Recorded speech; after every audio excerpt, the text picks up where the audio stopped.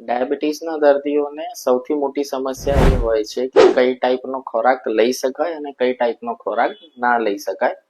તો મુખ્યત્વે લીલા શાકભાજી છે, ફ્રૂટ છે, દૂધ છે, આ બધી વસ્તુઓ આપણે સેફલી કન્ઝ્યુમ કરી શકીએ છીએ.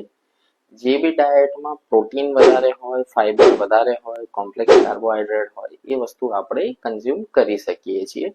કઈ કઈ વસ્તુઓ આપણે ડાયાબિટીસમાં અવોઇડ કરવી જોઈએ? ભાત છે, બટેકા છે, આ બધી વસ્તુઓ આપણે અવોઇડ કરવી જોઈએ, કારણ કે આનો ગ્લાયસેમિક ઇન્ડેક્સ વધારે હોય છે. એટલે કે ખાવા પછી સુગરનો સ્પાઇક બહુ જ વધારે આવે છે. સાથે સાથે સુગર છે, મીઠાઈ છે, ચોકલેટ છે, કોલ્ડ ડ્રિંક્સ છે, સોફ્ટ ડ્રિંક્સ છે, આ બધી વસ્તુઓ આપણે અવોઇડ કરવી જોઈએ, કારણ કે આમાં સુગર કન્ટેન્ટ બહુ જ વધારે હોય છે.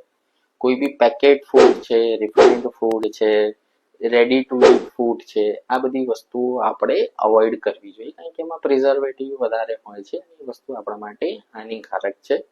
જોડે જોડે તળેલી વસ્તુ, ફ્રાઈડ ફૂડ, સમોસા છે, પકોડા છે, ફરસાણ છે, તળેલા નાસ્તા, આ બધી વસ્તુઓ પણ આપણે એમાં અવોઇડ કરવી જોઈએ.